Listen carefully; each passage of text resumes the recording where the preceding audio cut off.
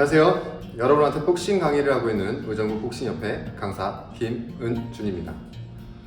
네, 저희가 이제 총 52강인가요? 첫 달자부터 해서 이제 26강 해서 이제 저희가 기초, 그다음에 초급을 띄고 저희가 이제 새로운 강의로 돌아왔는데요.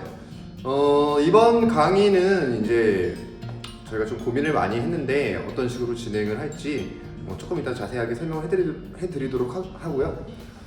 이번 강의는 어쨌든 지금까지 기초랑 그다음에 초급 과정을 띄신 분들을 대상으로 할 거예요. 그렇기 때문에 그때 하셨던 것들을 어느 정도 몸에 익히셔야 되고요. 하지만 어느 정도 복습은 할 겁니다.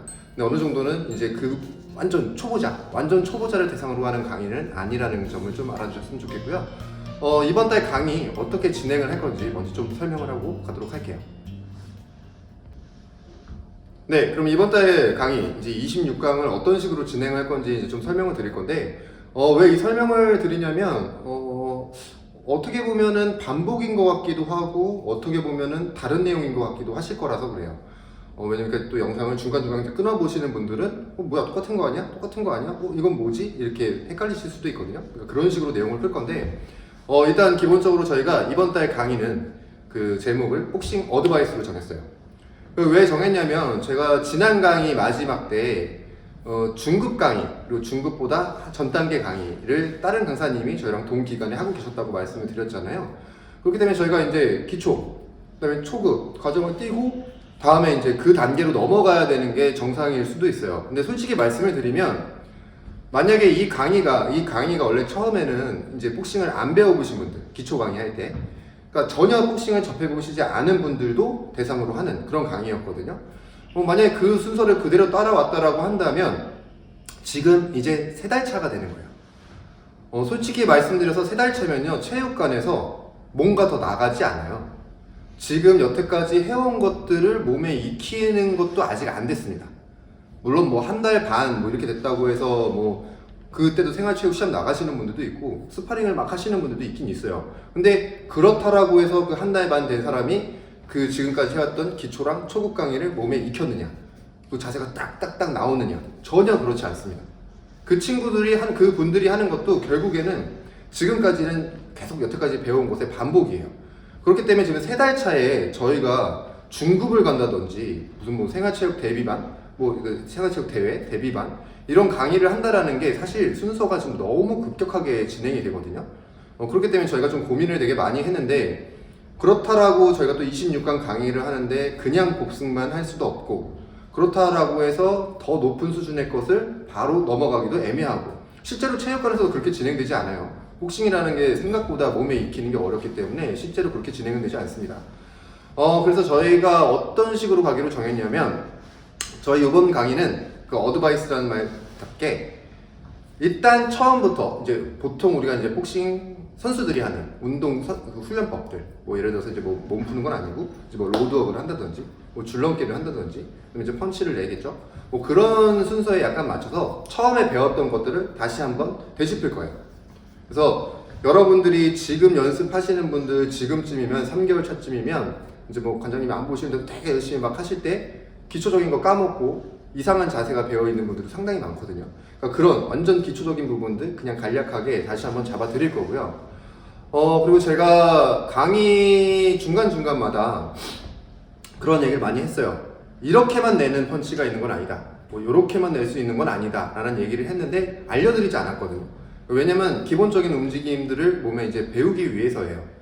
솔직히 그때 제가 말씀을 안 드린 펀치 중에도 반대로 다른 체육관에서는 그거부터 가르치는 것도 있어요. 그게 더 기본이라고 생각을 하시기 때문에. 근데 어떻게 보면 또 그게 맞는 말이기도 합니다. 그래서 그때 설명드리지 않았던 펀치들. 예를 들어서 훅을 저희가 이제 가로, 세로 이런 거 배웠잖아요. 근데 그것만 있는 거 아니에요. 거리에 따른 쇼트훅, 미드훅, 그다음에 롱훅도 있어요. 그때도 설명을 드렸죠. 근데 저희는 미드훅 기준으로 한다고 했어요. 근데 단순히 미드훅이라고 해서 턱을 치는 것도 있지만 이렇게 찍어 치는 것도 있고 종류가 되게 여러 가지예요. 근데 그 기본적인 원리는 바뀌는 건 아니라서 저희가 일단 기본적인 원리를 몸에 익히기 위해서 그냥 기본적인 펀치들 그런 것을 알려드렸는데 이제는 기본적인 자세들을 알려드리면서 그런 펀치들에 대한 얘기도 알려드릴 거예요. 그러니까 여러분들이 못 보셨던 펀치, 제가 설명드리지 않았던 뭐 잽도 여러 종류가 있고 원투도 약간 다르게 여러 종류가 있거든요. 그런 것들에 대한 또 설명을 하면서 또 주의하실 점 그리고 이 펀치들이 실제로 어떻게 쓰여지는지 뭐 대강 말씀을 드렸지만 조금 더 자세하게 약간 더 높은 수준으로 말씀을 드릴 거예요. 그러니까 이번 강의는 기초에서 배웠던 기본 자세에 대한 얘기도 하지만 초급 강의에서는 못 배운 어떻게 보면 중급 이상에서 나오는 얘기들도 같이 섞일 거기 때문에 여러분들이 훈련을 하실 때 말 그대로 조언 이런 것도 있으니까 그런 것도 한번 생각해봐라. 그리고 이런 펀치도 있다. 뭐 그런 것을 설명드리기 위한 그 한 26강 강의가 될 것 같아요.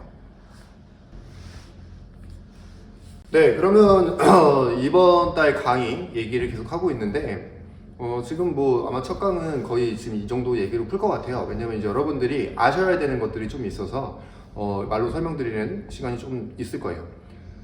이제 저희가 이번 달 강의에 이제 기초적인 부분도 건들고 간다고 했잖아요. 다시 한번 복습하는 겸. 근데 그 기초적이라는 부분이 약간 애매한 게 있어요. 그러니까 설명을 드리자면 아마 강의 보시다 보면 이제 체육관별로 이제 배우는 이제 관장님이 코치님한테 배워보신 분들이 있다면 제가 처음에 이렇게 뭐 기본 자세 같은 거 했을 때 이게 원투 내는 거 했을 때 아니면 그냥 복싱 영상들을 보셨던 분들도 뭔가 좀 다르지 않나라는 생각들을 하신 적이 있을 거예요. 예를 들면 실제로 뭐 세계 타이틀 매치 같은 경기들을 보면 이러고 있는 선수들 거의 못 보셨을 거예요. 그쵸? 보통 이렇게 하거나 자기가 편한 대로 자세를 잡죠. 근데 그거의 차이가 뭐냐면요, 저희가 보통 우리나라에서는 좀 많이 그렇게 표현해요. 이렇게 하는 거 아마추어식이라고. 그러니까 그 말도 좀 웃긴 말인데 아마추어식, 프로식이라는 말을 나누는 것도 좀 웃긴 얘기거든요. 근데 중요한 건 뭐냐면 저희가 이제 앞으로 강의를 하면서 뭐 잽, 원투, 훅 할 때 우리가 흔히 말하는 아마추어식 펀치도 이제 설명을 드릴 거예요. 그러니까 제가 여러분들한테 말씀드렸던, 가르쳐드렸던 펀치들은 그러니까 구분이 되게 이상하지만 약간 프로식이에요. 그러니까 그 말이 되게 이상해요. 왜 이상하냐면 제가 계속 말씀드렸잖아요. 복싱은 순간순간 되게 여러 가지 상황이 펼쳐지고 그 순간에 내가 그 순간 즉시 어떤 펀치를 낼 수가 있어야 돼요. 그 여러 가지 순간순간들마다 다 낼 수 있는 펀치의 종류가 다른 거라고 봐야 되지, 프로니까 이 아마추어식 펀치를 안 내고 아마추어니까 이 프로식 펀치를 안 낸다 이런 거 없어요. 그냥 그 순간에 알맞은 펀치를 내는 거죠. 그리고 기본적인 원리는 똑같아요. 근데 아마 기초라고 말씀드릴 때 저희가 이 아마추어 자세들을 많이 설명을 하시고 뭐 다른 강의들을 봐도 이걸 설명을 하시는 이유가 뭐냐면 이 자세들, 그 아마추어 펀치라고 하는, 그 아마추어 복싱이라고 하는 그 기술들의 가장 큰 장점이 뭐냐면요, 복싱의 펀치는 사전 동작이 없어야 되거든요. 내가 주먹을 낼게요 딱 하는 순간에 상대는 피해요. 순간의 운동이기 때문에, 찰나의 운동이기 때문에 그런 것들을 훈련해온 선수들이라 이 자그마한 움직임에도 반응을 합니다. 근데 내가 펀치를 내기 전에 사전 동작이 하나 있다라고 한다면 그거 보고 피하죠. 그렇기 때문에 체육관에서 나중에 해보시면 관장님들이 막 이렇게 잽을 이렇게 내실 때 여기서 내는 게 아니고 내려서 이렇게 내시는 분들 특히 초보 때 많거든요. 가드를 해놓고 내리고 이렇게 내요. 그래서 두 동작이죠. 이런 거 없어요. 바로 나가야죠. 근데 제가 방금 말씀드린 흔히 아마추어 복싱 동작, 펀치라고 하는 것들을 보면 다 사전 동작이 없습니다. 그리고 동작이 되게 간결해요. 그렇기 때문에 복싱의 목적에 사실 가장 맞는, 가장 적합한 펀치긴 해요. 단점은 우리가 이제 이런 식으로 막 휘두른다든지 하는 것보다는 이제 약간 파워가 떨어지는 것 뿐이지, 근데 그 순간에 그 알맞은 상황에 충격을 못 주는 건 아니에요. 그렇기 때문에 저희가 원래는 처음에는 이 간결한 동작들을 먼저 하시는 체육관들이 상당히 많습니다. 근데 저도 뭐 사실 개인적으로 이것보다는 그 아마추어 동작보다는 이런 약간 흔들리는 이런 동작들을 더 많이 연습을 해서 솔직히 저도 이걸 많이 못 보여드렸는데 이번 강의 때는 이 얘기도, 이 동작들도 다 보여드리면서 풀 거예요. 그리고 아까 얘기로 돌아가서 그럼 왜 내가 프로 경기, 되게 세계적으로 유명한 경기들을 봤을 때 그 선수들의 동작과 펀치는 다르냐? 다른 게 아닙니다. 그분들은, 우리나라는 지금 복싱이 약간 좀 침체기가 되어 있어서 약간 다른 얘기가 됐는데 우리나라를 제외한 다른 나라들은 대부분요, 아마추어를 몇백 점, 막 백몇십 점 뛰고 뭐 올림픽 나가서 금메달, 뭐 동메달도 따고, 물론 못하신 분들도 프로 가서 성공하는 경우이지만 대부분 프로 선수들이 아마추어를 거쳐와요. 거기 프로 4라운드 데뷔하는 선수는 지금 현재 우리나라에서 프로 4라운드 데뷔하는 선수랑 이 경력 차이가 엄청납니다. 그분들은 제가 지금 말씀하신 이거를요, 이런 걸 이용해서 벌써 백몇십 점을 뛰고 온 사람들이에요. 그 기본이라는 이 간결하게 내는 것도 완벽하게 몸에 배어있는 상태이기 때문에 내가 이제 좀 더 편한 자세로, 뭐 내가 좀 더 힘을 잘 줄 수 있는 그런 자세들로 본인의 동작이 된 거지, 그 선수들의 그 자기만의 동작, 그 위치 펀치 내는 방법에서도 이 기본적인 건 하나도 바뀌지 않아요. 그 사람들은 이런 상태에서도 자기들이 왔었던 이런 펀치들에 대한 대비가 다 되어 있는 겁니다. 그러니까 우리는 근데 초보잖아요. 근데 초보기 때문에 지금 이걸 해놔야 돼요.